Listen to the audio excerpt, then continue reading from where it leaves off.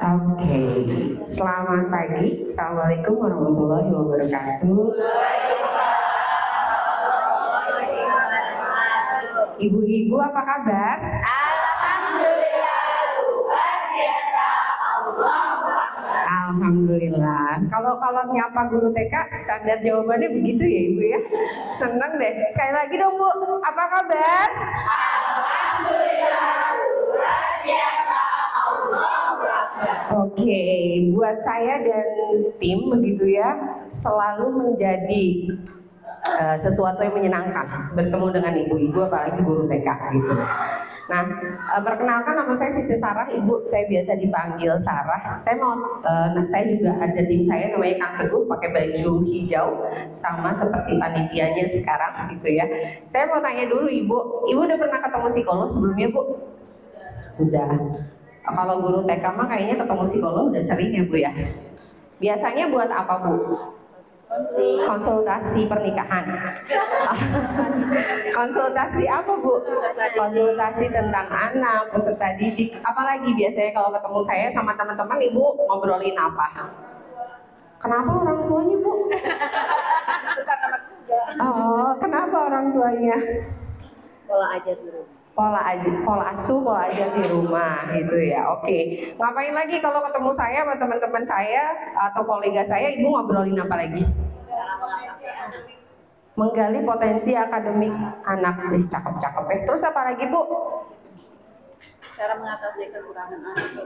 Cara mengatasi kekurangan dan kelebihan anak. Ada lagi Bu? Ngapain kalau Ibu ketemu saya dan teman-teman, Ibu berbicara atau Ibu berdiskusi apa aja? Ada Bu? Ngapain Bu?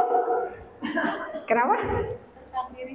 Tentang diri saya. Ah, iya itu keren. Bener. Tentang diri saya. Boleh Bu, boleh. Jadi yang dikonsultasikan kepada seorang psikolog itu biasanya terkait dengan bagaimana Ibu berinteraksi dengan anak-anak. Kelebihannya apa, kekurangannya apa, permasalahannya apa, dan yang terpenting adalah deteksi, gitu ya Bu ya, deteksi. Anak-anak kesayangan Ibu itu ada gangguan belajar nggak sih, gitu ya? Ada masalah nggak sih? Bakat minatnya apa sih, gitu ya Bu ya? Lalu kemudian konsultasi juga, Bu Sarah, saya teh udah kumahanya ngadepin orang tua ini teh, dikit-dikit datang, dikit-dikit protes gitu ya. Kalau kerudungnya nggak sama teh suka marah gitu. Kalau lagi botram teh gitu cenah ya. Terus ada juga Bu Sarah yang ini mah orang tuanya nggak pernah datang sama sekali. Dibagi rapot juga yang datang teh supirna. Gitu. Pernah Bu ketemu orang tua kayak gitu pernah ya? Tapi ada juga yang dikit-dikit nelpon. Dikit-dikit nge-WA. Bu guru anak saya teh kenapa ya pulang dari sekolah teh punya arah ratut. Nah, banyak nyamuk ya di sekolah teh. Dibersihin nggak Bu itu teh kamar mandinya? Tuh kan padahal di sekolah cuma 2 jam kata ibu teh. Kenapa ibu yang dimarahin ya Bu ya? Ditanya-tanya gitu. Ya kan? Tapi ada juga orang tua yang bagi rapot sabar kali Bu. Alhamdulillah belum pernah ketemu ya mukanya. Pernah ya Bu ya ketemu orang tua yang kayak gitu? Pernah ya. Terus ada orang tua yang ributnya teh beraninya teh di WA aja, di grupnya aja. Ya. Pas disuruh ke sekolah gak mau. Gitu, gak mau, tapi di WA paling gandeng. Pernah ketemu kayak gitu ya Bu ya? Ayawen begitu tehnya punya. Gitu, baik. Nah, kalau saya dan Kang Teguh, kalau di Bandung di Bandung ini juga di Bandung ya. Maksudnya kalau kami tinggalnya di daerah Sarijadi, Bu tahu Bu? Cakepnya? Oh lumayan. Daerah-daerah Bandung, apa itu? Daerah macet ya Bu? Enggak, Sarijadi mah nggak macet Bu, Pasternya yang macet. Iya, kalau kami sekarang jadi konsultan itu di Darut Tauhid karena dekat Darut Tauhid. Ibu pernah main ke Darut Tauhid? Nah ya, Darut Tauhid yang gimana ya Bu? Kalau yang ke Eko pesantrennya udah belum? Iya, itu cantik banget Bu. Kapan-kapan main ke sana ya Bu ya, benchmark ke sana ya Bu ya. Kalau yang di Geger Kalong itu dia TK, SMP Putri, SMK Putri, SMK Putri ya. Sampai SMP Putri ya. Kalau yang di Eko Pesantren itu mulai dari TK-nya sampai SMA-nya. Cantik Ibu. Ada berkuda juga, kalau Ibu mau berkuda Ibu bisa ke sana. Terus kalau yang di daerah Kopo, kami pegang di Anikmah. Anikmah dari sini lumayan jauh ya. Iya betul, Sukamenak Ibu. Kita di Anikmah ini bekerja sama tahun ke-5 kayaknya. Kemudian juga di mana lagi? Di Darut Tauhid, Anikmah. Saya pernah juga di Albiruni. Pernah di Albiruni Bu? Iya, pernah di situ selama kurang lebih 2 tahun. Gitu. Jadi senang ketemu ibu-ibu sekarang ya Bu ya. Oke. Nah hari ini sampai kurang lebih 1 jam 30 ke depan, ini saya dapat tema dari panitia, yaitu strategi menerapkan pembelajaran bahagia, memanfaatkan kesejahteraan psikologis untuk menciptakan lingkungan belajar yang positif. Berat ya Bu ya? Temanya berat ya Bu ya? Enggak lah, saya yakin ibu-ibu di sini mah para linter. Makanya ada di sini juga kan buat tolabul ilmi ya Bu ya, para linter pasti. Dengan ibu datang ke sini aja saya sudah yakin ibu punya banyak sekali pengalaman belajar, dan hari ini kita akan menguatkan lagi, mengimbaskan lagi apa yang akan kita pelajari. Nah sebelumnya Bu, saya ingin ibu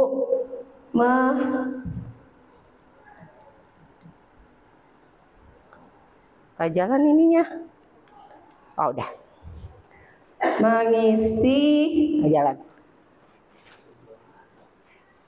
Mengisi Google Drive dulu untuk survei awal ya Bu ya, sebentar.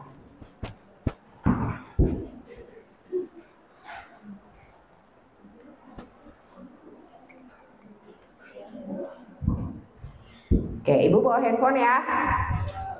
Boleh diisi dulu Bu.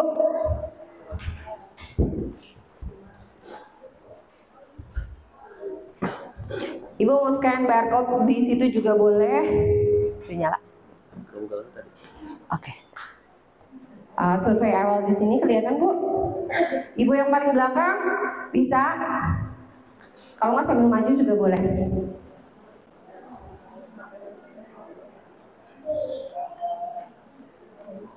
Kan Ibu disuruh tadi sama Pak Adawi disuruh update ya. Update statusnya, fotonya jangan lupa. Nah, sekarang Ibu isi dulu survei awalnya. Oke, sudah semua ya Bu ya? Baik, terima kasih banyak. Nanti ini akan diolah dan akan disimpulkan. Mudah-mudahan di akhir materi sudah ada kesimpulannya. Oke Bu, saya mau tanya Bu, Ibu jadi guru TK udah berapa lama? Ada yang udah lebih dari 10 tahun? Coba lihat Bu, berapa banyak yang wow, betah ya Bu ya jadi guru TK. Keren. Ada yang baru? Ada yang baru 6 bulan? Ibu berapa lama? Baru ngajar sekarang? Udah berapa minggu berarti? Oh baru 2 bulan. Oh berarti ada yang udah 2 bulan. Ada yang lebih dari 10 tahun. 5 tahun? Oke, jadi rata-rata udah senior ya Bu ya, jadi guru-gurunya. Oke, ya kita akan bahas yang namanya ini tadi. Ya, Bu, kan judulnya itu metode pembelajaran yang bahagia ya. Emang ada ya proses pembelajaran yang nggak bahagia Bu? Oh ada, hah? Ada Bu, metode pembelajaran yang nggak bahagia ada Bu? Nggak ada. Ih kata Ibu ini ada. Apa Bu? Contohnya metode pembelajaran yang nggak bahagia itu yang kayak gimana? Kenapa Bu? Yang tidak tertulis mungkin yang tanpa sengaja, yang tidak tertulis. Iya kayak gimana contohnya? Misalnya kalau misalkan anak itu tidak nurut gitu ya. Oke. Terus kita secara tidak sengaja gitu menggunakan kata-kata yang merasakan kurang iman atau Wow. kurang iman. Iya, betul sekali. Ibu dari Ibu siapa namanya, Bu? Neni, Ibu Neni Anida. dari Anida. Ibu Neni dari Anida bilang, contoh proses pembelajaran yang tidak bahagia itu adalah ketika ada anak-anak yang nggak nurut, terus dengan tidak sengaja gurunya berkata-kata kasar. Itu contoh metode belajar tidak bahagia, benar nggak? Benar. Ada lagi contohnya? Contoh proses belajar yang nggak bikin bahagia. Apa, Bu? Mungkin terlalu banyak drill terhadap anak akademisnya. Misalnya di TK dia sudah sangat berlelah-lelah untuk menulis yang sangat banyak. Oke, contohnya lagi adalah ketika proses pembelajarannya terlalu drilling ya Bu ya metodenya, sehingga membuat anak itu merasa terbebani. Oke, ada lagi contohnya? Ya silakan Ibu.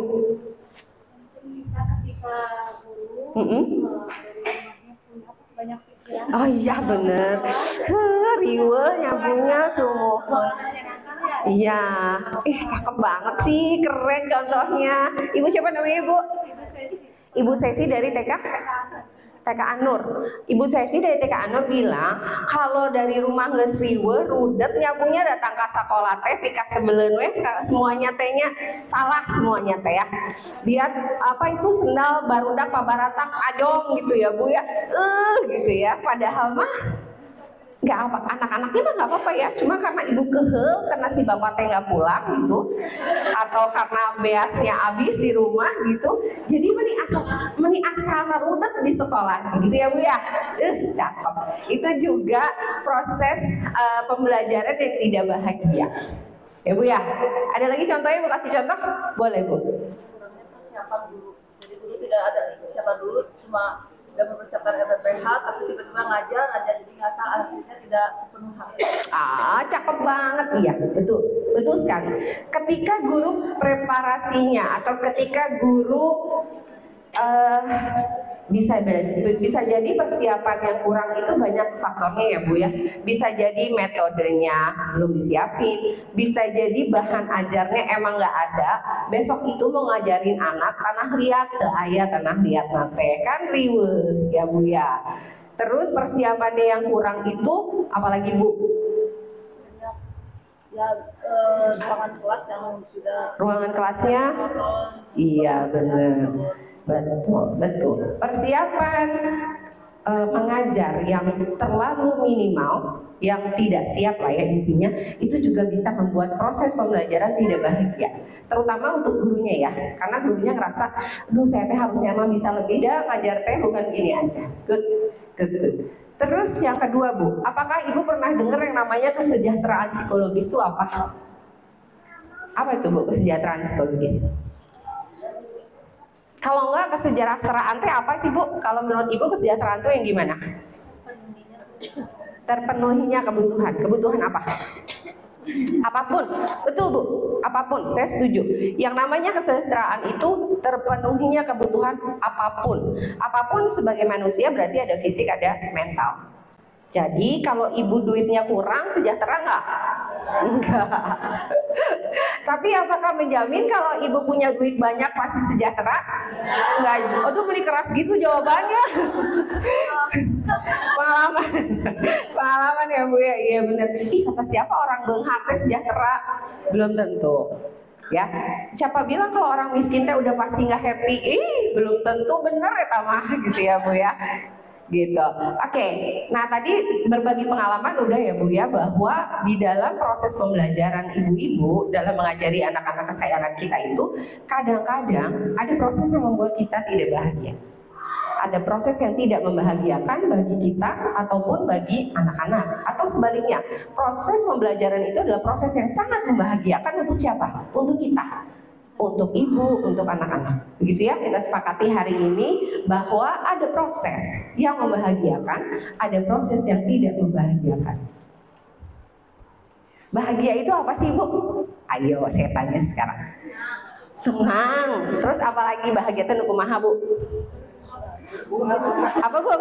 Seueur artos. Seueur artos kata ibu mah cenah. Berbunga-bunga. Apalagi? Tidak banyak pikiran, apalagi? Apa? Senang, tenang.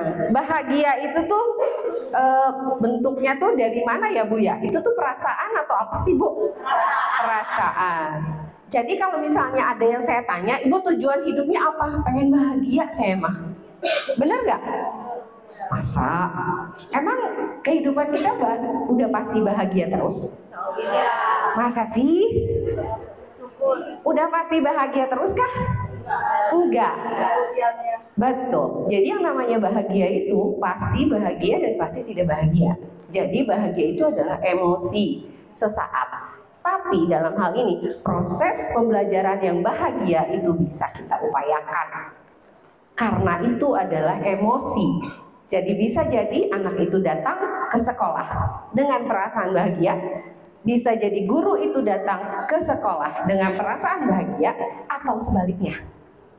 Tergantung pada siapa, tergantung apa yang kita pelajari hari ini. Ya Bu ya, Pak ya. Oke, salah. Ya, Bu, ini karakteristik pembelajaran usia di taman kanak-kanak. Ini karakteristik pembelajaran di sekolah Ibu ya. Benar nggak? Sekolah TK itu adalah sekolah yang mewadahi berbagai pertumbuhan, pembelajaran, dan perasaan yang berbeda antara anak dengan teman sebaya. Ibu, TK itu penting karena dia lingkungan pertama yang dipaparkan ke anak-anak kita setelah keluarga. Pertama ketemu, anak saya dulu nurut banget sama saya. Ketika TK, Mami salah. Kata ibu guru, itu kata pertama. Semua anak TK ngomong gitu. Bukan gitu. Kata ibu guru, bukan gitu. Semua kata ibunya salah. Yang paling benar kata siapa? Kata bu guru. Kata bu guru, kalau bikin teh manis itu, tehnya dulu yang dimasukin, bukan gulanya. Kan sarua kene. Tapi kan kata salah, kata bu guru, Mami salah. Gitu. Jadi yang pertama adalah ibu-ibu menawarkan lingkungan komunitas baru bagi anak-anak untuk teman sebayanya. Teman aku mah kalau dianterin teh sama ibunya, aku mah enggak. Teman aku mah kalau dianterin teh pakai mobil, aku mah jalan kaki. Gitu kan ya? Anak TK gitu ya komentarnya. Lalu yang nomor 2, membawa perubahan positif pada kemampuan anak di rumah. Apa nih contohnya? Apa contohnya Bu? Bisa saya kasih contoh nomor 2? Apa Bu? Hafalan. Selain hafalan apa lagi? Kata salam. Betul. Apa lagi? Menyimpan barang di tempat. Keren. Menyimpan barang pada tempatnya. Apa lagi? Membereskan mainan. Kalau seragam, kalau di sekolah harus diganti dengan baju di rumah. Baju di rumah. Betul. Betul. Gila ya, keren banget peranan ibu guru TK ini. Dia bisa mengubah karakter anak yang tadinya berantakan jadi nggak berantakan. Yang tadinya nggak pernah bilang assalamualaikum, jadi bilang assalamualaikum. Anak saya dulu di TK Aisyah Bu. Jadi waktu ke PVJ kalau masuk apa itu? Mau assalamualaikum. Iya saya kaget. Waduh, dia masuk ke ini, ke Zara, dia masuk ke mana gitu ya, masuk mall juga assalamualaikum dengan senangnya gitu ya. Terus mbak-mbaknya waalaikumsalam. Gitu. Masuk ke angkot juga gitu, assalamualaikum, waalaikumsalam. Banyak sekali perubahan positif yang anak saya lakukan ketika masuk TK. Dari mana itu asalnya? Dari ibu, dari bapak, dari ibu, dari bapak. Gitu. Jadi penting sekali gitu ya. Lalu kemudian ibu ada yang masih ingat nggak guru TK-nya sampai sekarang? Ibu umurnya berapa sekarang? 17 kan? Atau baru 21 Bu? 24 kali 2 ya Bu, nggak ya? Oke, nomor 3, ibu adalah berperan penting dalam pembelajaran seumur hidup. Seumur hidup. Saya masih ingat betul siapa guru TK saya. Mukanya, wanginya, semuanya. nggak lupa gitu ya.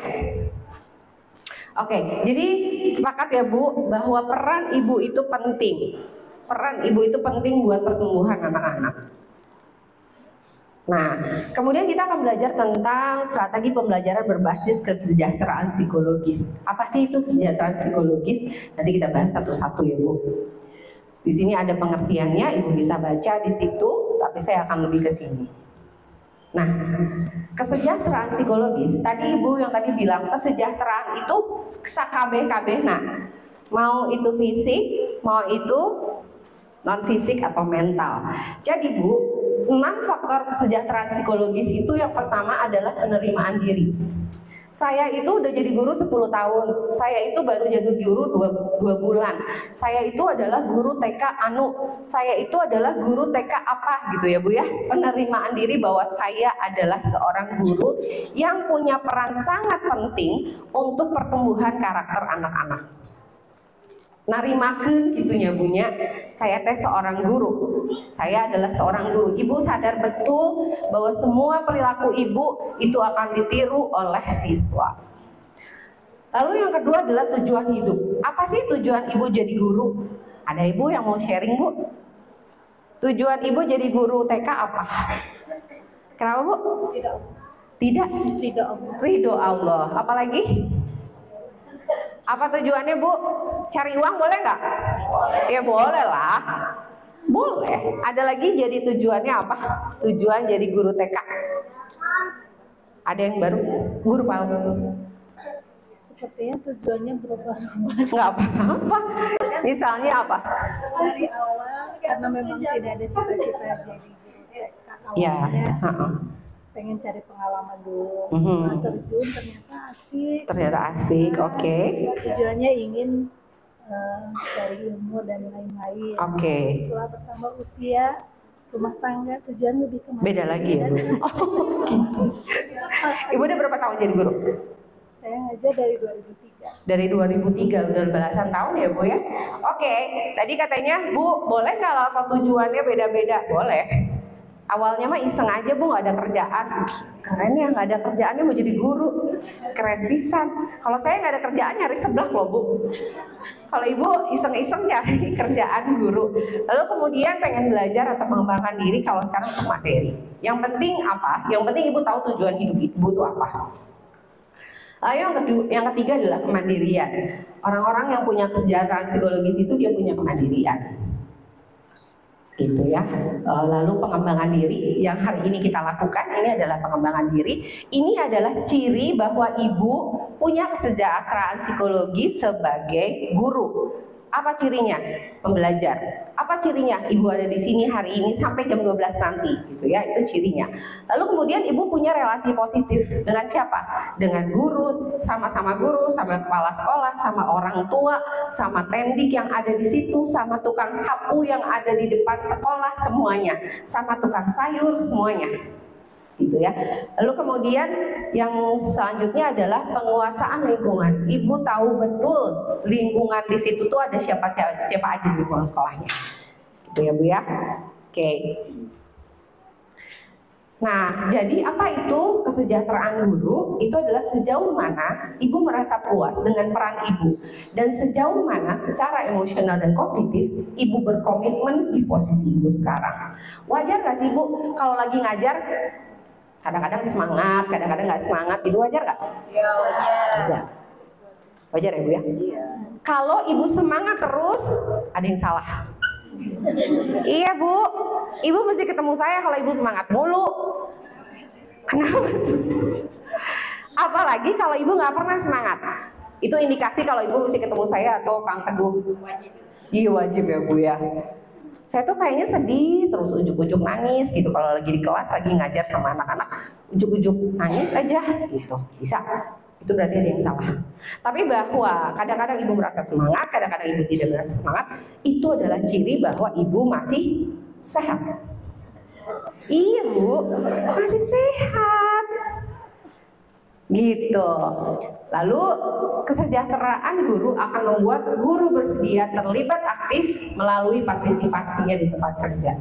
Ibu punya sikap yang positif terhadap pekerjaan dan ibu punya keberadaan ambisi karir. Kalau di guru TK ada guru penggerak juga nggak sih Bu? Ada ya, ada karir-karirnya kan ya Bu ya. Bu mau jadi apa tahun ini jadi apa, jadi kepala sekolah, jadi apa gitu kan ya. Ada karirnya. Tapi yang paling penting, kalau ibu sejahtera, kalau guru TK-nya sejahtera atau guru apapun sejahtera, maka dia akan bisa memberikan pengalaman belajar bagi siswa dan mengembangkan berbagai karakter serta menghadirkan kebahagiaan untuk siswa itu sendiri. Kalau ada yang mau tanya langsung boleh ya Bu? Boleh, kalau misalnya mau tanya langsung. Ini, jadi sekolah berbasis kesejahteraan siswa itu sekolah yang kayak apa? Jadi dia harus jadi wadah untuk kebahagiaan ibu dan anak. Dia harus berkolaborasi antara pendidikan, proses belajar, dan kesejahteraan. Guru yang bahagia, ibu bahagia, emosi positif itu menular. Ibu percaya nggak kalau emosi positif itu menular? Anak-anak itu adalah, apalagi anak TK ya Bu ya, golden age. Mereka itu kayak spons kan ya.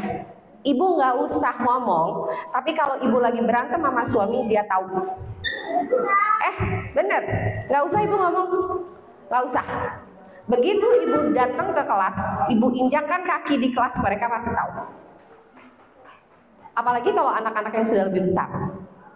Anak saya pernah berkomentar kayak gini, Mami, kayaknya Bu Eka itu lagi PMS deh. Serius, kenapa Kak? Jutek banget.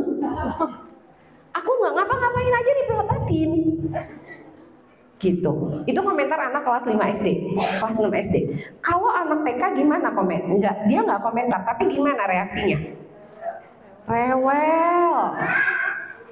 Kalau ibu rudet, anaknya udah pasti rudet. Kalau ibu lagi sedih, anaknya udah pasti sedih. Gitu Bu. Mereka tuh makhluk hidup paling sensitif. Hati-hati ya Bu ya. Mereka anak-anak itu nggak perlu ibu curhat, si bapak kieu, si budak kieu, si tetangga. Nggak perlu dicurhatin kayak gitu. Begitu ibu masuk ke kelas aja, mereka langsung tahu, ibu guru aku kayaknya lagi sakit deh. Ibu guru aku lagi jatuh cinta. Tahu. Ibu guru aku baru gajian aja dia tahu. Aslina ibu, sok ibu cek. Kalau nggak percaya, mulai minggu depan ibu bisa ubah suasana kelas itu berdasarkan suasana hati ibu. Nggak percaya kata Bu Sarah, go ahead, cobain. Cobain. Kalau ibu baru gajian ya, baru ditransfer ke si bapak gitu, ini sumringah, lipstiknya juga warnanya teh pink, gitu ya Bu ya. Dan anak-anak pasti auranya beda ya Bu. Ketika ibu datang ke itu tuh langsung, ibu selamat pagi gitu. Tapi kalau ibu lagi PMS deh, nggak kelihatan. Ibu lagi rarudet gitunya, pasti keciri gitu. Gitu ya Bu ya. Oke, jadi, nah sekarang kita bicara ini, bener nggak Bu? Apa yang membuat kesejahteraan guru, anak-anak guru TK itu apa sih? Yang pertama adalah penghasilan yang rendah. Ini mah di sekolah lain Ibu, bukan di sekolah ini. Sama aja, sama aja. Ya Bu ya, tadi kan Ibu bilang kesejahteraan itu adalah kesejahteraan fisik dan psikis, betul. Salah satu sumber kesejahteraan itu yang pertama pasti adalah penghasilan yang rendah. Yang kedua adalah tingkat pekerjaan yang rumit dan resiko yang tinggi. Setujukah kalau guru TK itu resikonya tinggi? Kenapa? Kenapa Bu? Tell me. Terkait dengan anak terus? Keselamatan mereka. Keselamatan, keren banget. Keselamatan mereka terus? Kesehatan juga, betul, betul. Resikonya tinggi ya. Kalau anak ada yang disoledad, siapa yang diteleponnya? Ibu. Padahal budak nama, emang budak nanu salahnya. Ibu guru di mana, budaknya di mana, mau ditelepon saha ibu. Resikonya tinggi loh. Guru TK itu resikonya tinggi.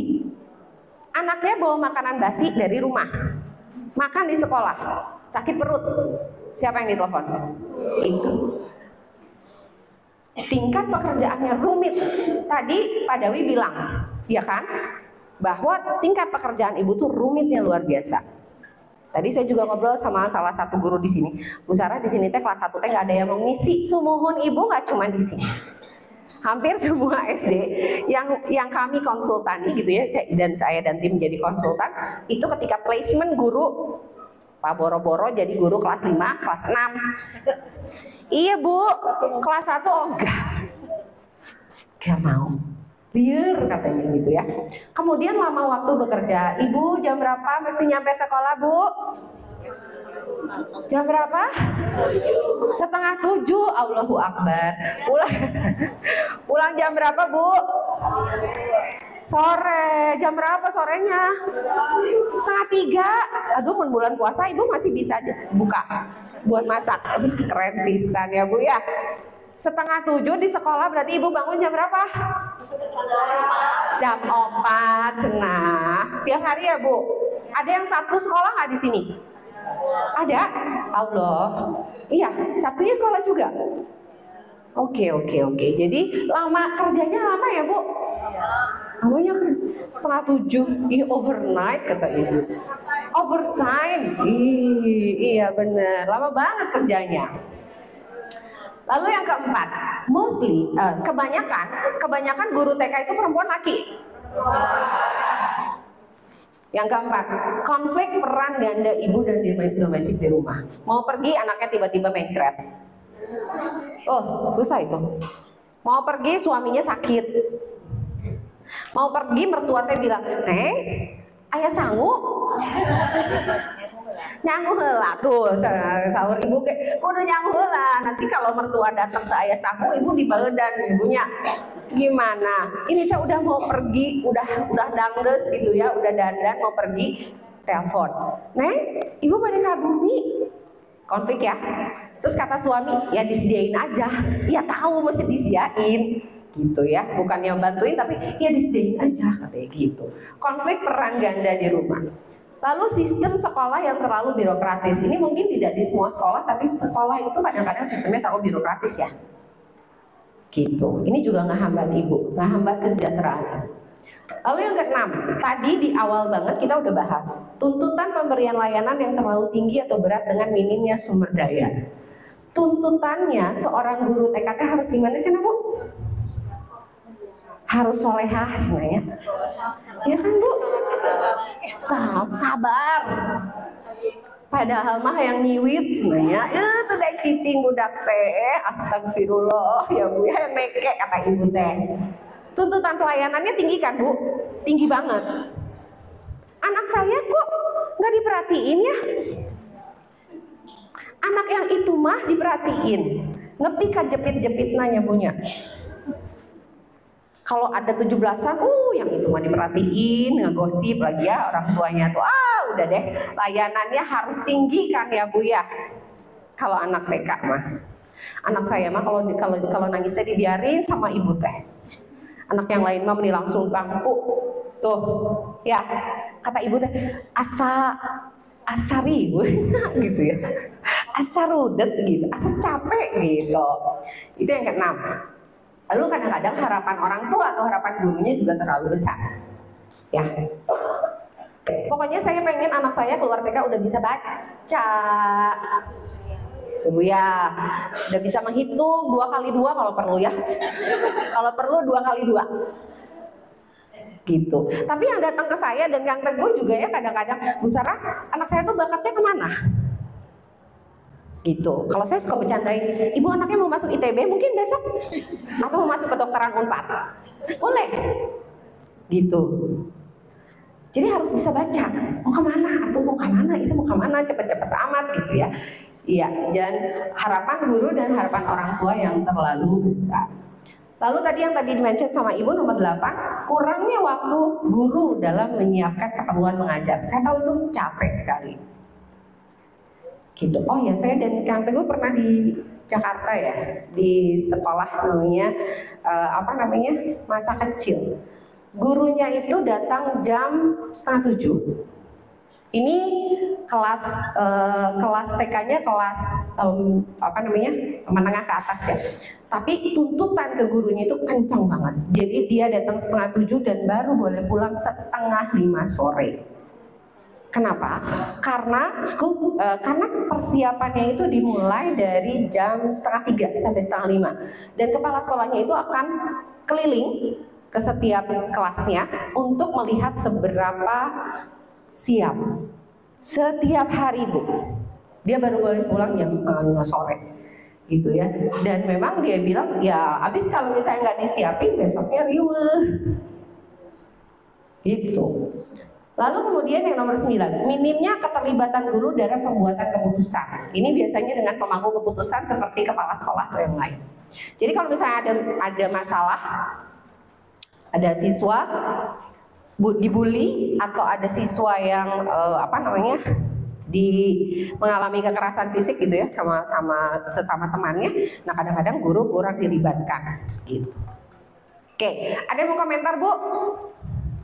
Benar semua atau ada yang mau ditambahin? Betul, oke.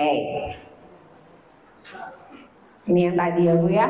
Jadi untuk ibu bahagia atau ibu sejahtera itu, yang pertama ibu harus dapat kesejahteraan finansial dulu. Gaji, tunjangan, bonus, ada Bu? Weh, gede ya Bu ya? Alhamdulillah. Bu jawabnya gitu ya, gede banget. Gede banget katanya Bu.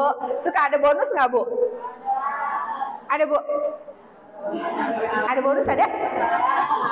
Oh pahala, Masya Allah Ibu bonusnya pahala, keren banget. Gitu ya, kesejahteraan finansial, gaji, tunjangan, bonus.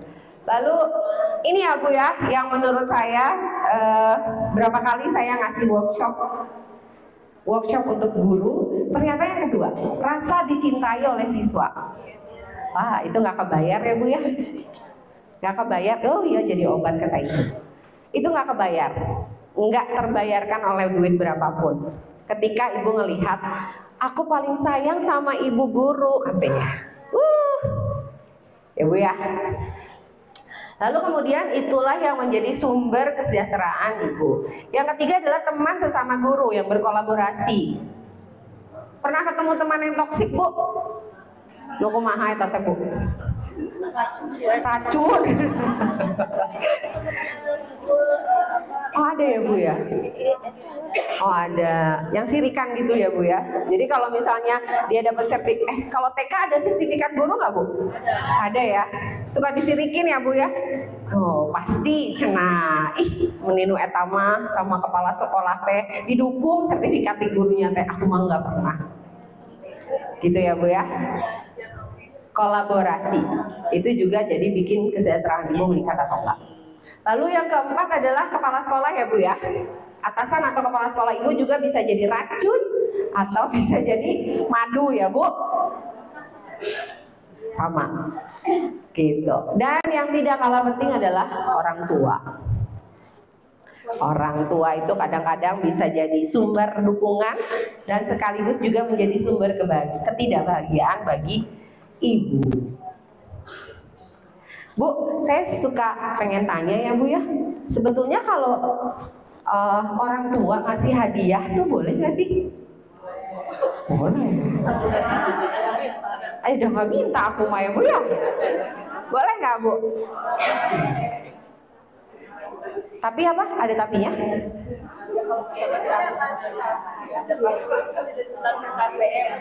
Oh, lagi nggak proses KBM. Jadi kalau habis bagi rapat boleh gitu? Hah? Oh. Oh, emang ada ya? Gratifikasi nggak boleh ya Bu ya? Kalau sekarang kan udah mulai ada di sosial media ya. Oke. Oh, oke. Tapi pada dasarnya boleh ya Bu ya? Boleh. Kenapa? Asal ridho. Iya. Iya, kenang-kenangan katanya ya kadede katanya buat Ibu atau nuhun ya Bu gitu ya. Itu sumber kesejahteraan bukan Bu?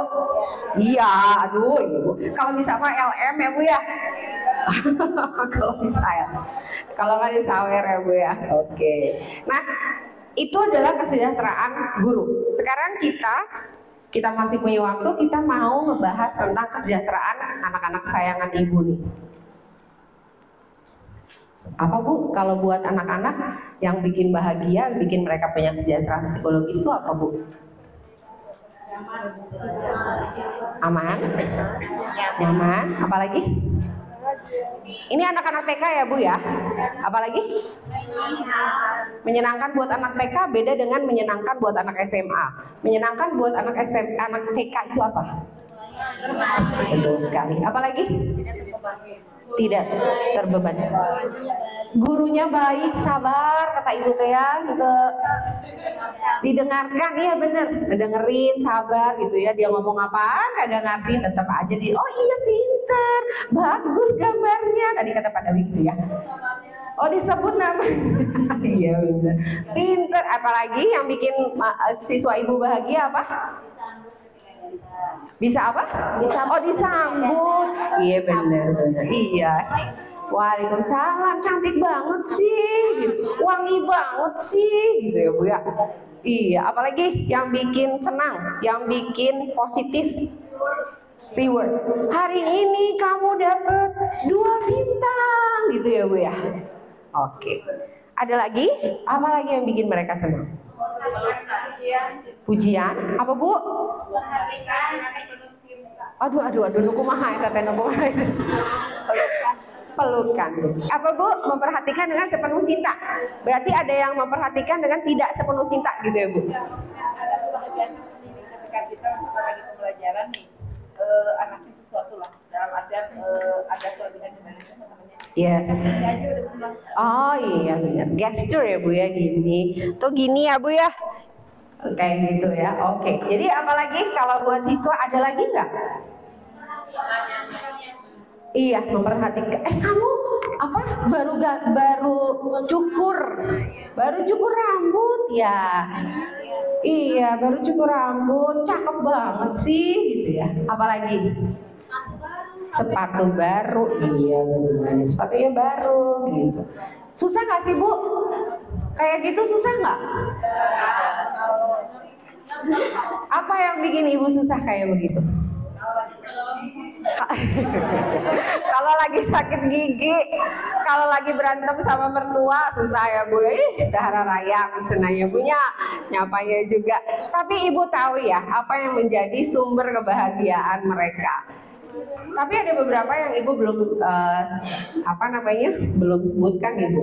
Jadi yang pertama betul tadi bahwa mereka harus terbebas dari rasa kesepian, bully. Hati-hati ya Bu ya, ini makin marak bully ini itu. Jadi hati-hati sekali. Banyak klien-klien yang datang itu dari sini mulainya. Dari mereka ngerasa lonely, mereka ngerasa kesepian, gak ada yang nemenin. Buat anak seumur itu, Ibu bayangkan anak ini baru pindah dari lingkungan yang sangat aman, lingkungan ibunya, lingkungan ayahnya. Lalu dia pindah ke lingkungan yang baru dengan banyak makhluk yang sama-sama dia. Dan ada orang yang namanya ibu guru. Apa yang dia rasain? Apa yang dia rasain pertama kali ke sekolah? Apa yang dirasakan? Takut Bu, takut. Malu, pinter. Cemas, pinter. Apalagi? Kadang ada yang nangis, betul. Ungkapan emosinya nangis ya Bu ya. Sedih, takut, cemas, malu. Kenapa? Tidak percaya diri. Wajar nggak? Sangat wajar. Sangat wajar ketika anak-anak baru pertama kali masuk sekolah ketemu ibu guru. Ya sih, sama sih pakai jilbab kayak ibu aku, tapi kayaknya beda ya yang ini mah. Kayaknya galak banget. Iya. Tapi ada juga yang kayak gini. Ini sama sih pakai kerudung, tapi kalau ibu aku suka jerit-jerit bentak, kok yang ini enggak ya? Gitu loh. Kok yang ini wanginya beda ya? Kok yang ini ngomongnya beda? Kalau ibu suka bentak-bentak, kasar, kalau yang ini enggak ya? Gitu. Ibu adalah ibu pengganti untuk mereka, gitu ya. Lalu dukungan guru. Dukungan Dukungan guru bagi anak TK. Apa tuh Bu dukungannya? Bisa dibantu. Memotivasi, ngapain lagi? Kalau nggak bisa dibantuin. Terus apa lagi? Kenapa Bu? Iya, kayak gimana dukungannya? Nanti pintar segala macam, didukung semuanya ya. Lalu dukungan dari teman sebaya, kayak apa Bu? Dukungan dari teman sebaya? Kasih semangat. Mengajak temannya bermain sama-sama. Iya betul, support untuk anaknya teman-teman sama bermain, atau sebaliknya justru ada anak-anak yang mengancam di sekolah itu, ya Bu ya, ngebully. Kalau enggak anaknya memang ada kebutuhan khusus, jadi dia suka tidak sengaja menyakiti temannya, itu juga banyak kasusnya, itu ya Bu ya. Lalu kemudian adalah tersedianya bantuan akademik, kayak apa nih Bu? Misalnya kalau dulu ada juga yang kalau di TKB dia suka kasih tambahan pelajaran buat apa sih, perkenalan huruf, buat baca, itu juga bisa. Atau ada anak-anak yang punya kebutuhan khusus, dia dibantu secara akademiknya sama ibu, itu juga bisa ya. Jadi guru-guru les gitu itu juga. Lalu kemudian lingkungan sekolah yang aman, nyaman, ramah. Ada beberapa anak yang nggak bisa pipis, nggak bisa pup di sekolah. Kenapa? Ibu bayangin dia nahan pipis 2 jam. Pernah ada kasus seperti itu. Jadi anaknya mengeluh sakit saluran kandung kemih. Ibu tahu kenapa? Karena dia menahan pipisnya di sekolah. Kenapa? Karena kamar mandi aku bau. Bahaya loh Bu. Kadang malu, benar. Kita lihat sepele, itu tidak sepele, gitu ya. Jadi lingkungan sekolah yang aman sama nyaman beda nggak Bu? Yang mana dulu? Aman dulu, baru nyaman. Sekolah tuh nggak perlu mewah Bu, nggak perlu. Yang penting apa? Bersih, tertata, nggak usah yang namanya fasilitasnya bagus tapi tidak terawat. Nggak usah kamar mandinya ada duduk, ada sitting toilet, ada yang jongkok, tapi kalau bau hangsur mata kudu sama aja gitu. Anak itu sensitif, begitu masuk muntah dia. Itu simple, tapi tiap hari loh. Tiap hari. Jadi ada anak-anak yang nggak bisa. Aku kenapa ya? Aku nggak bisa pipis di situ ya? Itu karena anak-anak itu sensitif, gitu ya. Lalu kemudian kondisi kelas yang aman dan nyaman. Aman dulu, baru nyaman. Sekali lagi nggak perlu kelas yang mewah. Tapi kalau kapasitasnya itu 3x5 atau 5x4, dihitung berapa yang nyaman. Misalnya ada anak-anak yang usianya 3-4 tahun. Sebetulnya dia udah perlu kursi nggak sih Bu? 3-4 tahun. Perlu kursi nggak? Atau digelar aja gitu? Apakah kursinya harus setegak ketika dia di TKB? Nggak perlu. Gitu ya. Jadi yang penting adalah sesuai sama kebutuhan anaknya.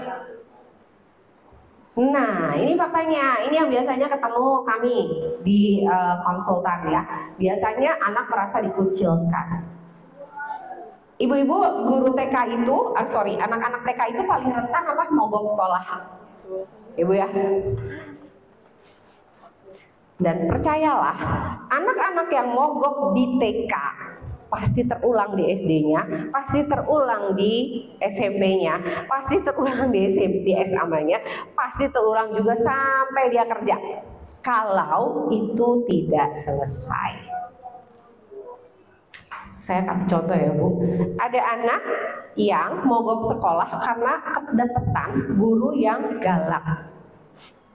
Mogok sekolah, kenapa? Karena gurunya galak. Menurut anaknya guru aku tuh galak pisan. TK. Apa yang dilakukan orang tuanya? Pindah. Dipindahin TK-nya, oke, aman, masuk SD. Masuk SD ketemu guru galak lagi gimana? Pindahin lagi, dah bengharnya punya. Pindahin lagi. Kira-kira ketika dia bekerja, dia ketemu atasan yang galak kayak apa? Sumuhun. Jadi saya bilang tadi di awal, basic anak-anak karakter itu di ibu semua, di TK. Kalau itu diselesaikan, kasus itu diselesaikan, maka kemungkinan dia akan berhasil ke depannya besar. Tapi kalau itu tidak ada komunikasi yang bagus sama orang tua, nggak ada komunikasi yang bagus sama guru, nggak ada pelibatan orang yang ahli, selesai sudah. Hidupnya akan seperti itu terus.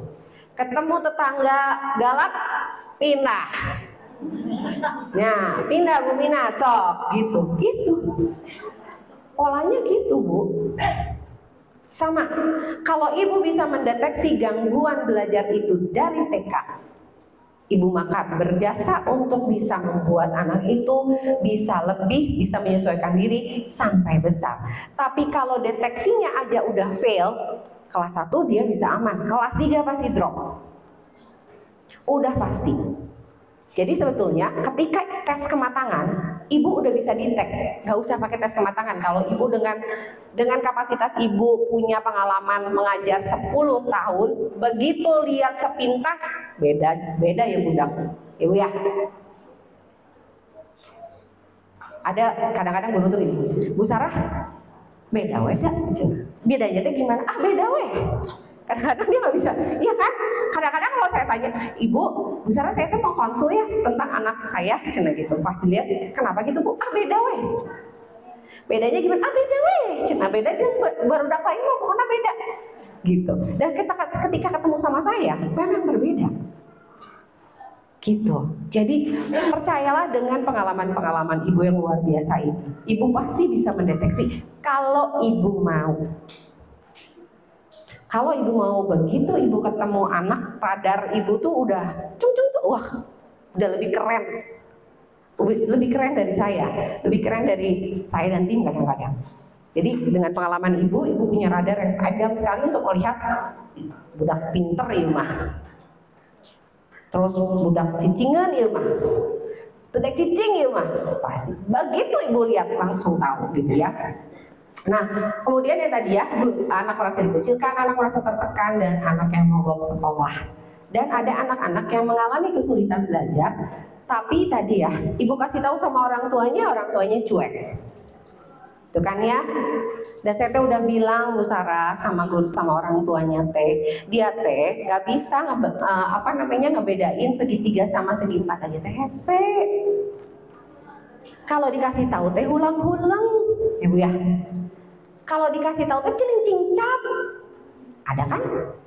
Tapi karena orang tuanya ada, barudak mah gitu, ibu ya. Ada itu anak-anak itu wajar. Ada anak yang kerjanya teh nyubitin anaknya terus dicubitin. Ada ya bu ya? Atau ujuk-ujuk dorong. Orang tuanya, gitu aja sensi. Wajar atuh kalau anak-anak kayak gitu. Ya gitu bu. Wajar gitu kalau anak batur diciwit. Ya nggak wajar atuh. Ujuk-ujuk disuntrungkeun gitu, wajar gitu? Ya enggak lah. Gitu. Ibu harus punya keberanian untuk ngomong sama orang tuanya, anak ini berbeda bu dengan anak yang lainnya. Gitu ya. Jadi harus ngapain nih? Harus ngapain ibu tuh supaya anak-anak kita bahagia, ibu juga bahagia. Jadi yang pertama adalah ibu harus bikin anak itu ketahanan diri tadi, dia punya hubungan yang positif dan puas belajar. Yang paling sedih tuh ya kalau dengar anak TK bilang aku nggak mau sekolah lagi. Udah deh, patah hati rasanya. Saya aja kalau misalnya ketemu klien gitu ya, anak-anak TK yang nggak mau sekolah tuh saya patah hati. Aduh gitu, gak enak banget. Udah berapa lama mogoknya? Seminggu. Udah berapa lama mogoknya? 3 bulan. Ada yang paling lama 3 bulan. Patah hati rasanya ya bu ya. Udah deh.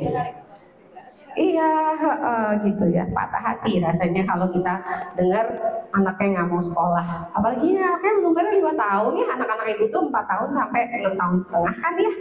Aduh, itu patah hati. Jangankan ibu yang ketemu tiap hari, saya yang ketemu cuma buat ngetes aja, anaknya patah hati, gitu ya. Jadi ketahanan diri, hubungan yang positif dia harus bisa. Lalu kemudian adalah membuat siswa merasakan perasaan positif. Perasaan positif itu kayak apa sih Bu? Kayak kecanduan. Kalau nggak ketemu bu guru sehari teh kangen aku mah. Kalau nggak ke sekolah teh gak enak. Kalau ibu bisa sampai bikin anak-anak kayak gitu, wow. Ibu guru aku kangen hari Senin. Kemarin aku liburan, ibu mau cerita nggak? Ibu mau dengar cerita aku nggak? Kemarin aku dibeliin sepatu baru gitu kan ya. Gitu. Dia kecanduan buat ketemu ibu, dia kecanduan buat ketemu teman-temannya, dia kecanduan untuk masuk ke kelasnya walaupun kelasnya sempit tapi menyenangkan gitu ya. Dia kecanduan ketemu dengan tukang cilok di sekolah gitu, boleh juga gitu kan, gitu ya. Oke. Nah, ada 4 kesejahteraan psikologis anak di sekolah dan kesejahteraan psikologis anak dan guru sebenarnya. Kita pakai bahasa Inggris dikit ya Bu ya, biar gampang, biar ada gaya gitu. Abis pulang dari SD ini teh, ibu teh jadi punya banyak pengetahuan baru. Yang pertama, having, kondisi sekolah. Kesejahteraan siswa itu dimulai dari having, kondisi sekolah. Gimana caranya kita menciptakan having experience atau pengalaman untuk merasa memiliki. Jadi ciptakan suasana belajar yang betah, minim gangguan. Mungkin nggak ada gangguan, nggak mungkin Bu, tapi minim. Diusahakan seminimal mungkin. Minim, bebas mengeksplorasi semua panca indera yang dimiliki oleh anak. Mesti mewah? Enggak ada yang mewah.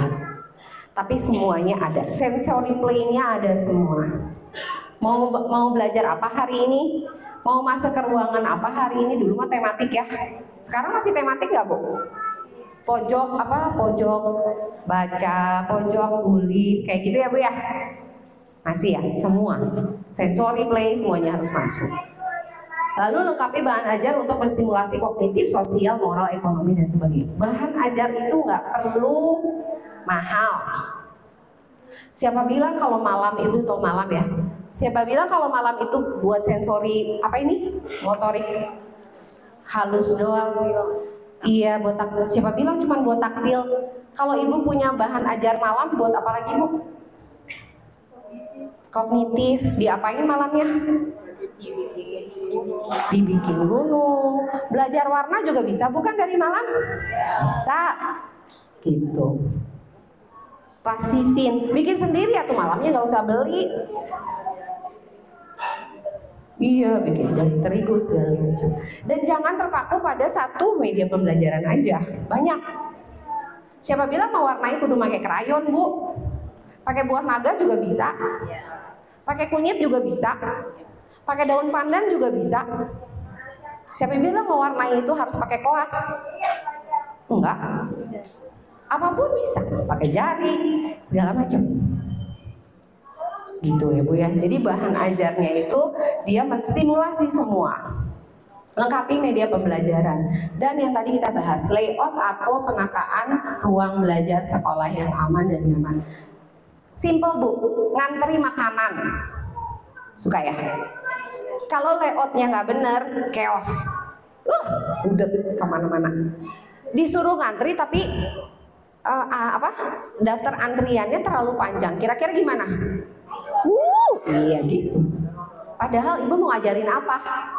Budaya antri. Tapi ibu nggak mikir layoutnya gimana antriannya. Itu tuh harus dipikirin juga.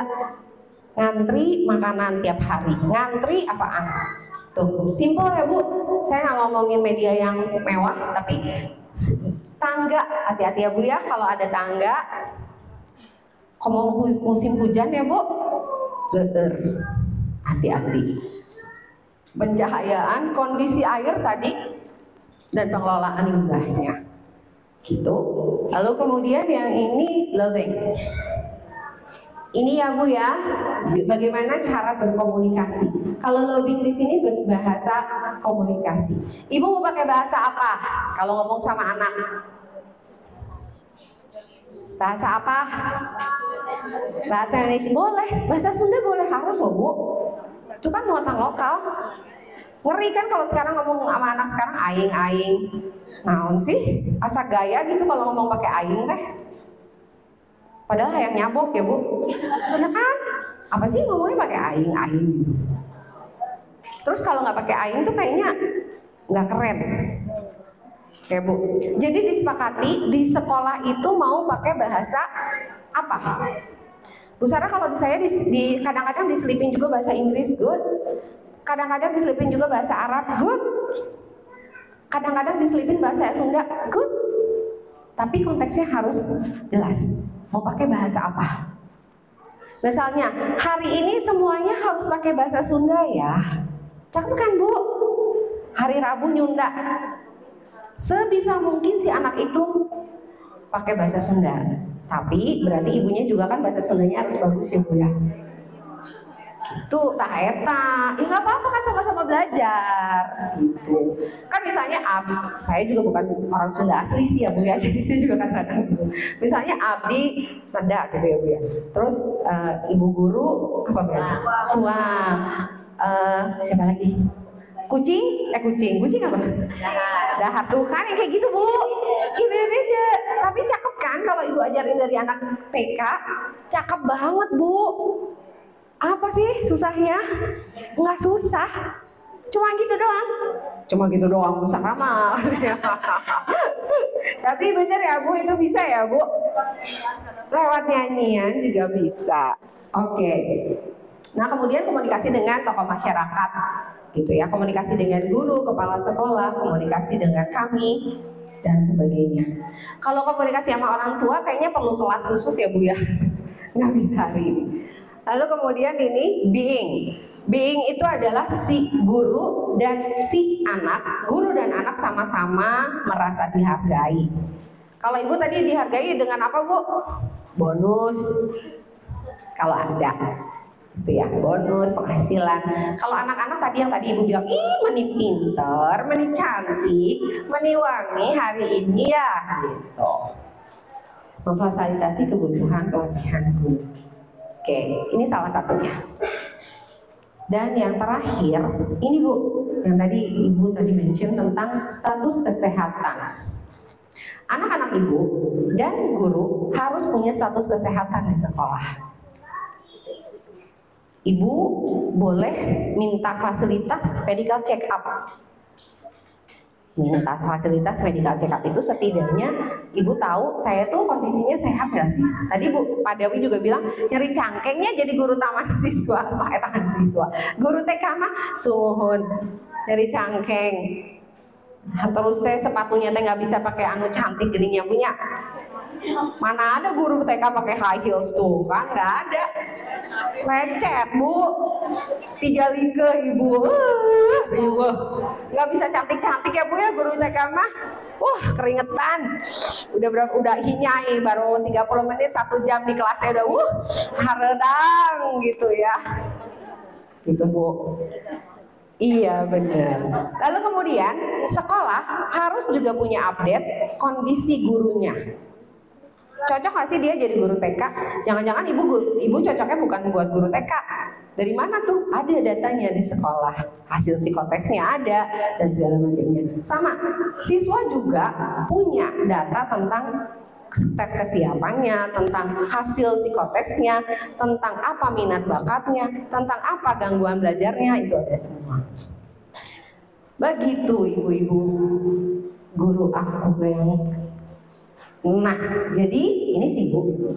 Happy teacher, happy student. Tepuk tangan dulu dong Bu. Oke, happy teacher, happy student. Oke Bu, silakan ada yang mau bertanya Ibu. Oke, silakan. Oke, nanti dicatat Bu. Mic-nya ada lagi nggak? Ada. Saya izin minum dulu ya Ibu.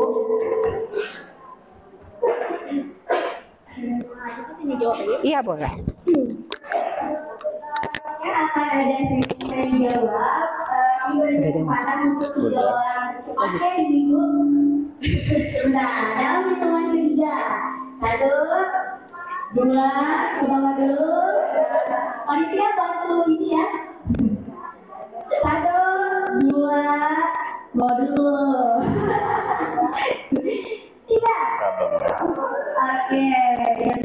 Jadi mau yang mau bahas orang ngap.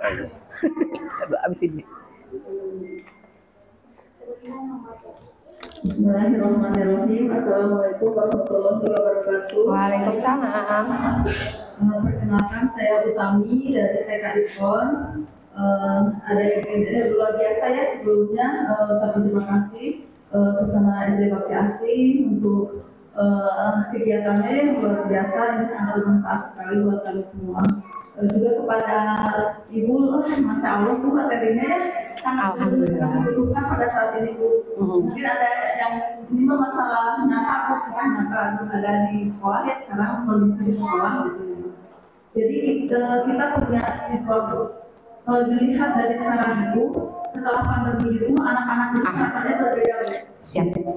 Nah, sekarang terasa banget ya, mungkin anak-anak yang tahun sekarang pelajaran sekarang itu mungkin anak-anak yang dulunya pas Pandemi, ya, betul, anak-anak betul, COVID gitu. betul. Sekarang baru orang tua Yes. baru sekolah gitu ya. Nah, Bu, pertanyaan saya itu gini Bu ya, jadi saya itu punya anak didik, di mana anak itu pintar sekali Bu. Oke. Pintar kalau dalam berbicara, dia bisa menjawab. Tapi setiap kali datang itu diantar sama ibunya itu selalu menangis. Seolah-olah seperti ada ketidaknyamanan di sekolah atau ada hal yang gimana gitu nangis. Tapi sebetulnya kalau dia masuk ke kelas mah nggak nangis, malah dia paling Aktif. semangat bicaranya juga lancar gitu seperti itu. Dan permasalahan itu jadi gini, jadi kadang orang tua terpikir, aduh gimana ya, jadi kan karena orang tuanya Gen Z ya masih muda gitu ya. Jadi kadang suka berpikiran, aduh anak saya gimana jadi galau-galau terus itulah namanya anak. Nah si anak juga pun kalau setiap hari itu selalu nangis, seolah-olah di sekolah itu tidak nyaman, padahal teman-temannya banyak.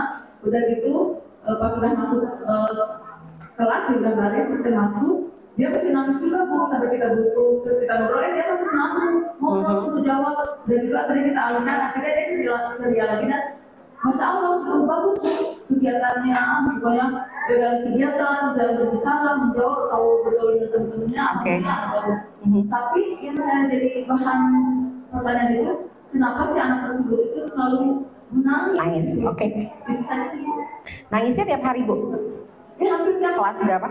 TKA baru masuk. Oh baru masuk, berarti usianya sekitar 4 tahun, 5 tahun. Iya, betul. Perempuan laki? Laki-laki, anak pertama. Oh, anak pertama dari Dua punya dua bersaudara. Jadi bersekolah di sekolah ibu baru berapa lama? baru tahun ini. Baru tahun ini berarti baru berapa bulan? 2 bulan. Oke. Kalau diagnosa itu nggak bisa terlalu cepat ya Bu.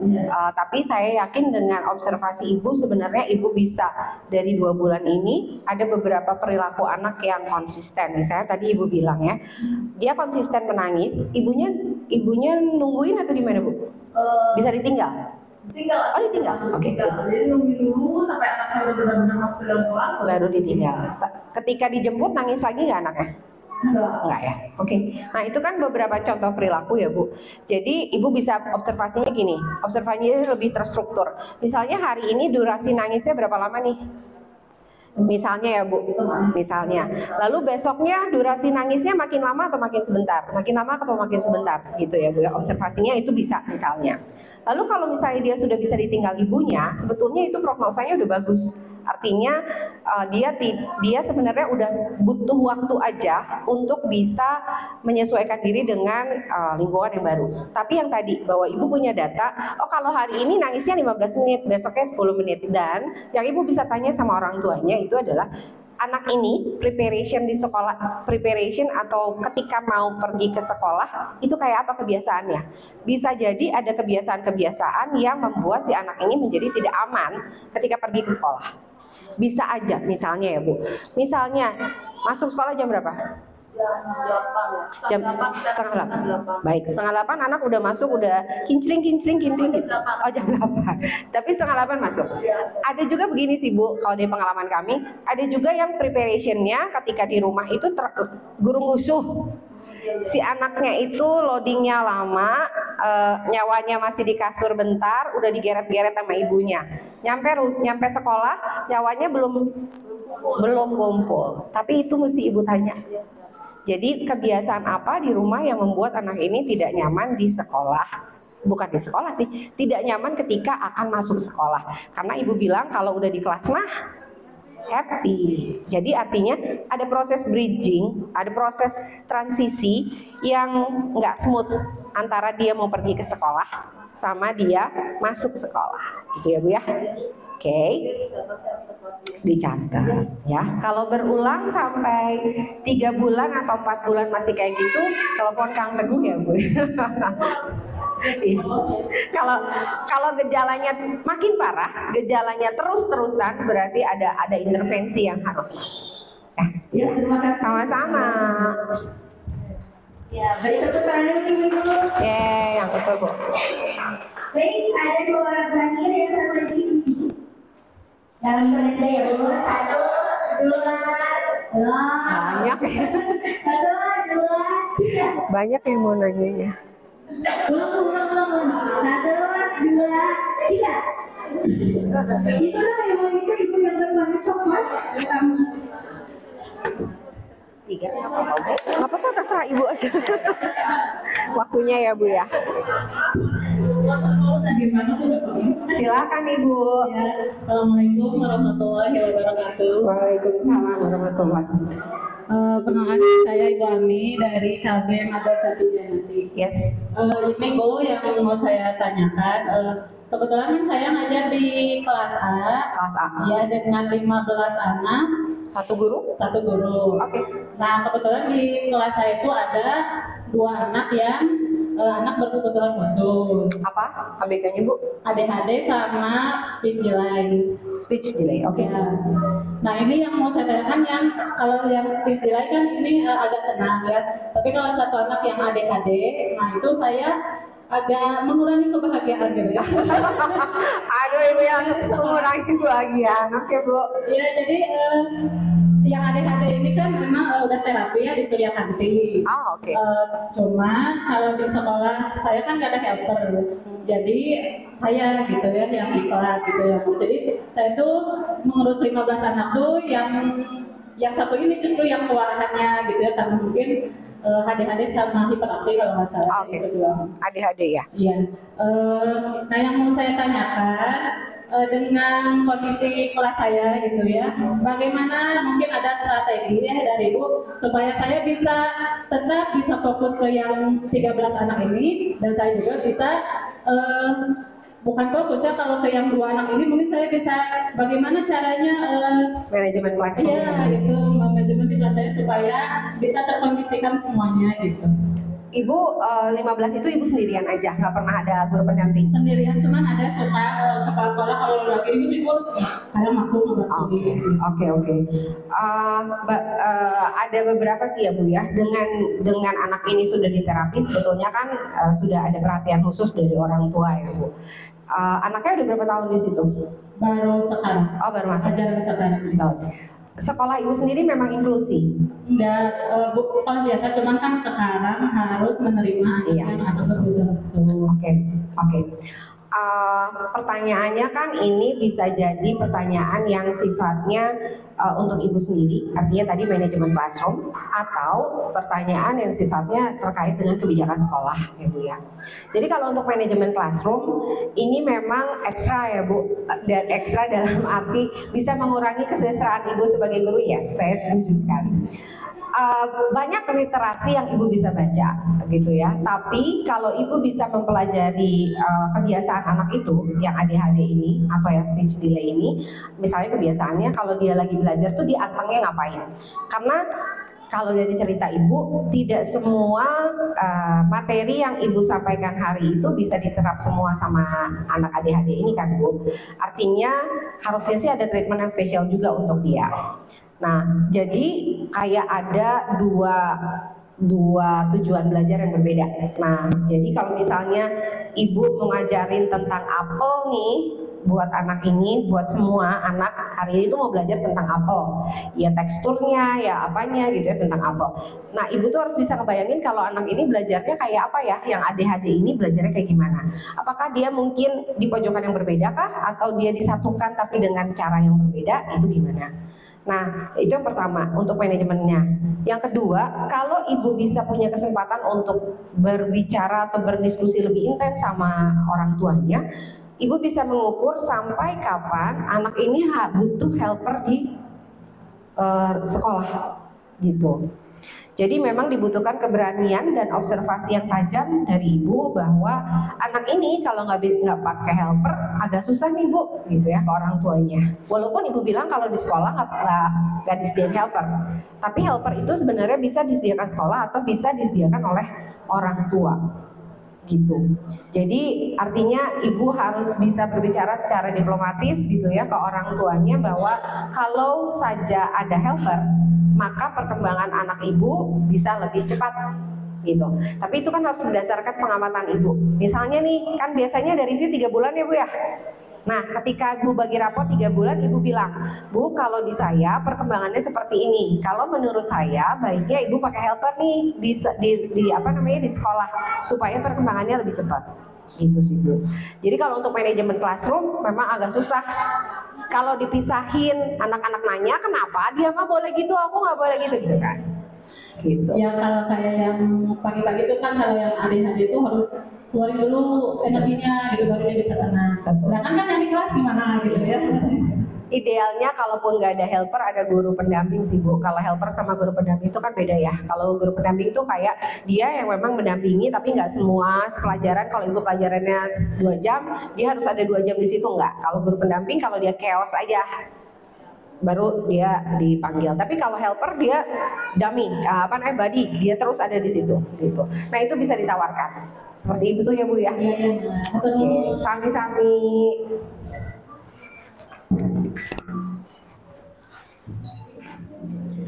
Sampai jam berapa? Untuk pertanyaan yang ketiga, siapa yang mau boleh angkat tangan? 1,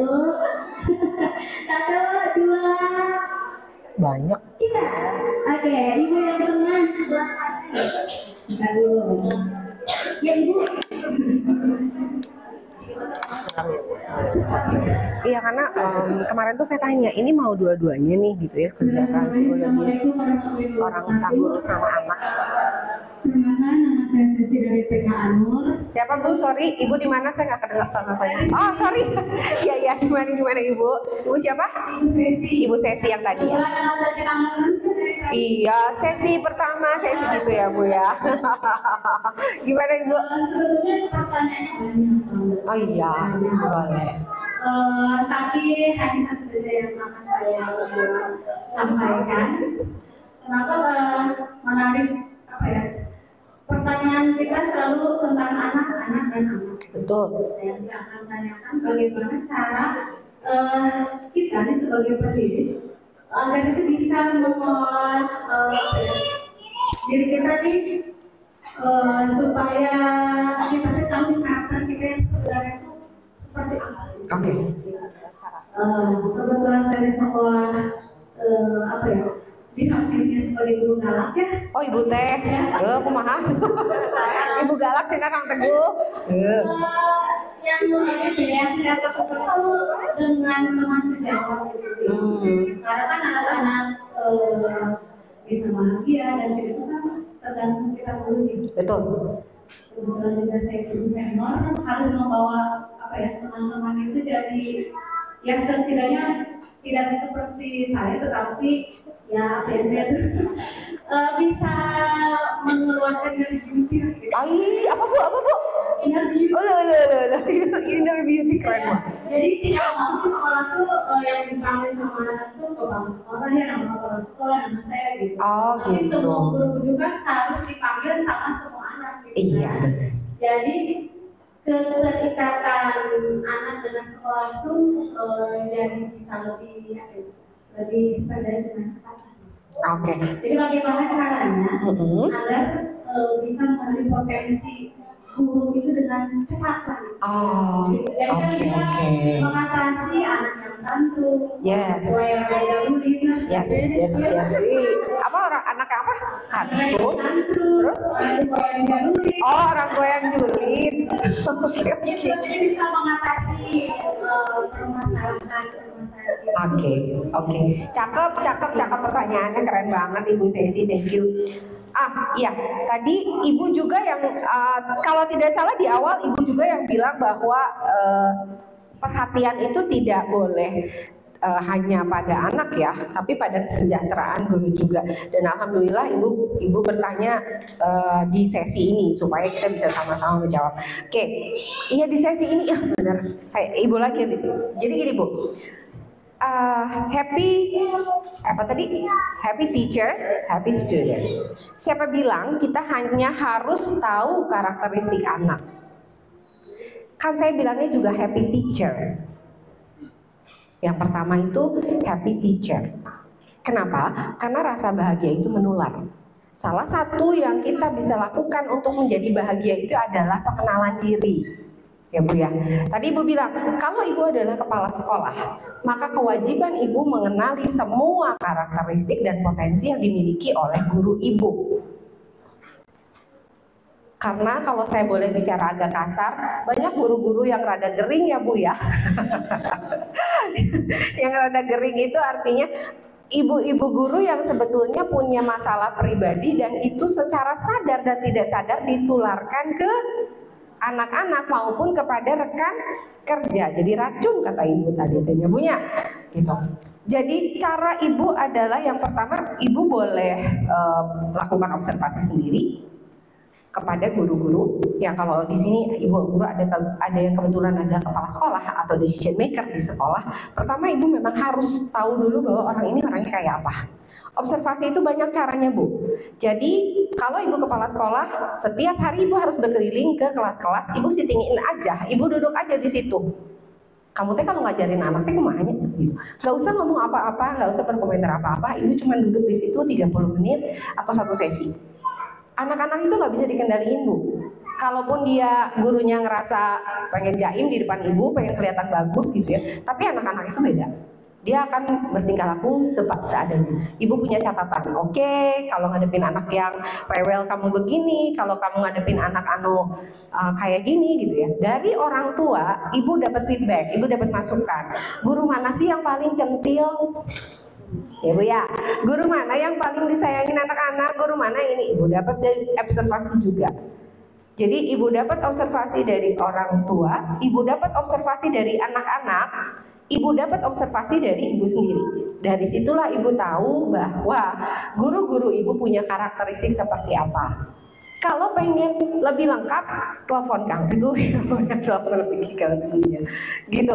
Kalau kami Bu, kami biasa membuat profiling. Profil guru. Ada beberapa SD yang serius sekali menggarap ini sampai ketika profiling dia meminta bantuan kami untuk menempatkan Bu Sarah, kalau guru ini cocoknya di kelas berapa? Pemetaan. Gitu ya. Cocoknya di kelas berapa? Apa bakatnya? Apa ininya? Ibu, kalau untuk misalnya, milih guru kelas 5 beda sama anak kelas 1 yang tadi. Kelas 5 itu lagi puber Bu. Iya kan?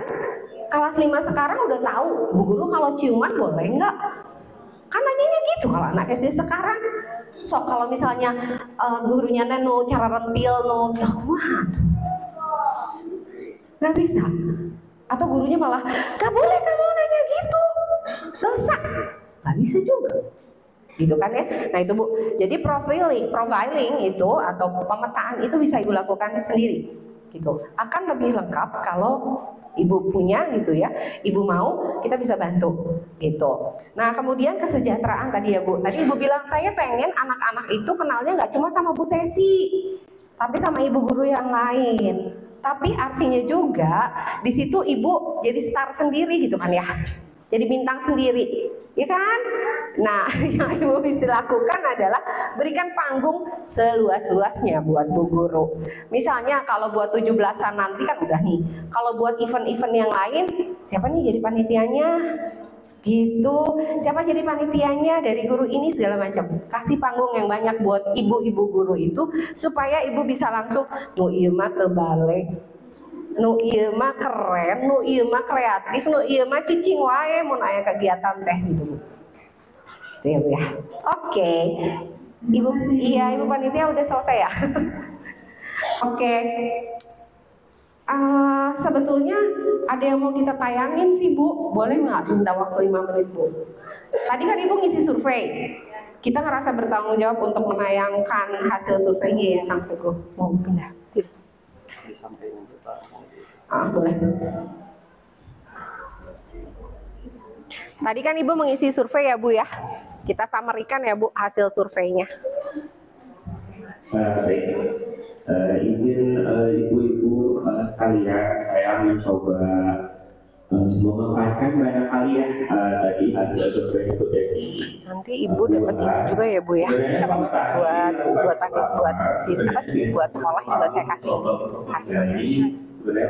Lumayan Bu, nanti Ibu bisa dapat bikin pelatihan dari sini tuh, pelatihan aku buat guru-guru TK. Kepala sekolah di sini gitu ya. Nanti apakah nextnya memerlukan bantuan ataupun nextnya apakah memerlukan obrolan lebih lanjut setelah ini, yang mudah-mudahan bisa jadi terbuka gitu secara bersama-sama. Saya hanya ambil beberapa poin utama, tidak perlu saya tampilkan lah ya. Jadi saya sampaikan saja. Yang pertama, kesulitan yang paling dialami itu ada beberapa hal. Yang pertama adalah terkait anak yang karakteristiknya beragam. Selain tadi yang ABK, misalnya, terus juga mungkin ada ibu-ibu yang sudah mulai mendeteksi anaknya. Kalau yang sudah terbiasa dengan istilah dia, gitu yang cerdas, istimewa, berbakat istimewa, itu juga mungkin sudah mulai bisa dideteksi dari usia kecil seperti ini. Gitu. Nah, dua-duanya sebenarnya agak unik, gitu ya. Yang terlampau cerdas pun terkadang sangat sulit untuk di sekolah gitu atau untuk kita arahkan.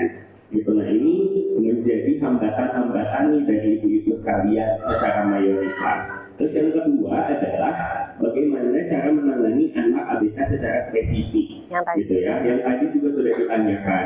Jadi mungkin apakah ada yang sudah terdeteksi? Kebetulan yang tadi sudah terdeteksi dan mungkin masih banyak yang belum terdeteksi. Ada yang masih denial orang tuanya, masih ada yang kayak enggak kok anak saya normal, terus ini mah cuma terlambat, ini cuma ngomongnya kayak gini, banyak gitu. Dan mungkin orang tua sekarang lumayan agak aware ya, gitu, agak aware di mana kok anak saya agak ngomongnya nggak jelas ya, atau enggak masih ada yang ngotot nih kayak enggak kok di rumah ngomongnya lancar, ngomongnya ini pas ditanya lancarnya kayak gimana. Oh sama gini nggak jelas ngomongnya gitu. Nah itu tuh harus kita tanyakan baik-baik gitu, karena sebenarnya bukan tanggung jawab di guru atau kepala sekolah saja. Seperti itu yang dirasakan. Terus yang ketiga adalah anak yang baru masuk dan masih bergantung pada orang tua. Tadi juga sudah ditanya ya. Jadi memang terkait adaptasi gitu, ini juga ternyata jadi kendala yang mayoritas ibu-ibu di sini rasakan. Gitu. Jadi apakah memerlukan strategi khusus ataukah memerlukan deteksi khusus kah gitu ya secara spesifik? Mungkin di sekolahnya ada yang sudah menyiapkan screening ketika penerimaan ataupun observasi ketika penerimaan. Nah itu dijadikan baseline di mana mungkin ibu-ibu di sini bisa jadi kayaknya ini diterima deh, kayaknya ini enggak deh. Karena ada yang ngotot ya pengen langsung ke TKB. Misalnya padahal anaknya belum pernah sekolah sama sekali. Jadi diberikan pemahaman dari proses screening itu. Seperti itu masih dialami oleh ibu-ibu. Lalu saya lanjut ke pelatihan ya. Pelatihan yang dibutuhkan itu rata-rata ibu-ibu membutuhkan strategi pembelajaran yang menyenangkan. Nah, masih memerlukan strategi pembelajaran yang menyenangkan. Karena sedikit banyak yang suka kami datangi, banyak yang masih mengeluhkan kayak ini tentunya agak menyebalkan ya, kayak ini jadi saling gosiping antara orang tua atau misal guru dengan orang tua atau antar guru gitu. Itu masih saya ada proses gosiping dan lain-lain. Terus ada anak-anak yang kemarin persis saya pegang di daerah Cipadung sana. Ada satu anak yang ingin dikeluarkan oleh orang tuanya karena dirasa anak ini berbahaya dalam tanda kutip ya. Berbahaya karena dia memukul nendang dan itu mukul nendang yang benar-benar tidak ada pemicunya bisa langsung seperti itu.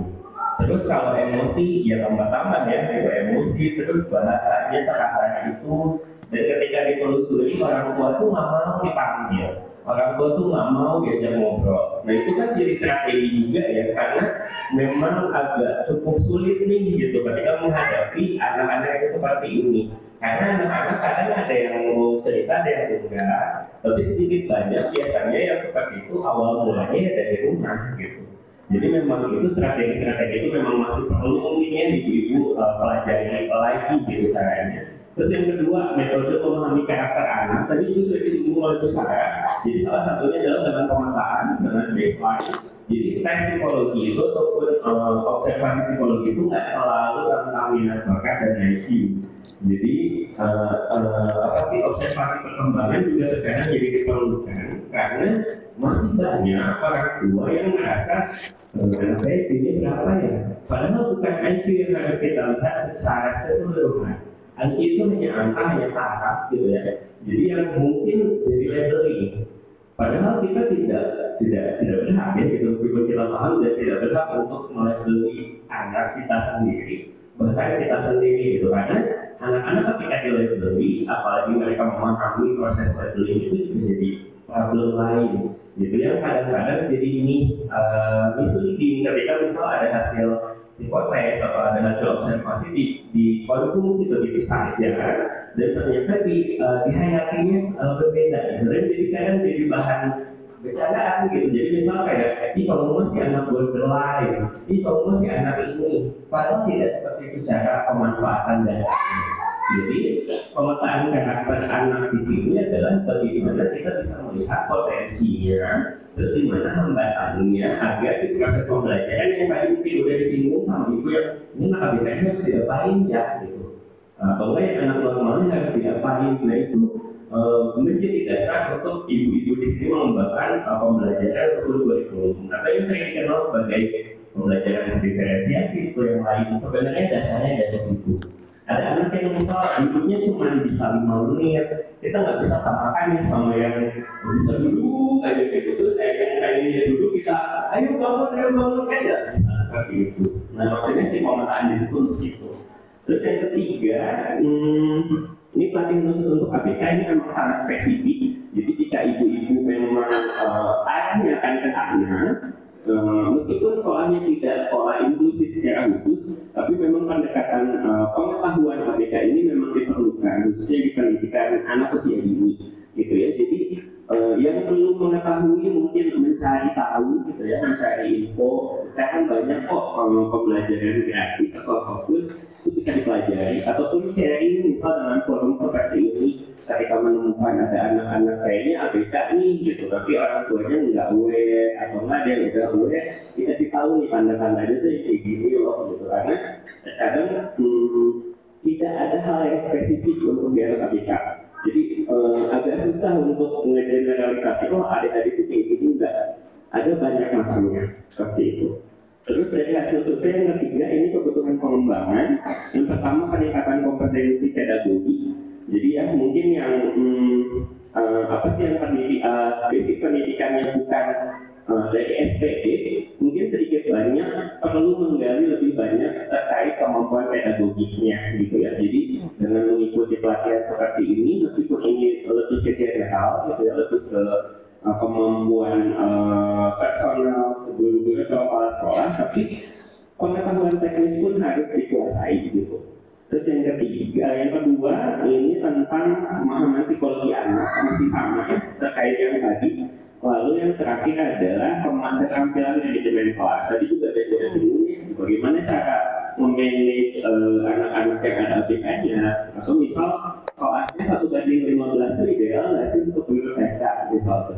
Nah itu juga harus didiskusikan karena mungkin 1:15 di sekolah yang anaknya normal mungkin bisa, tapi ketika misalnya ada yang ada ABK-nya kayaknya nggak bisa nih seperti ini.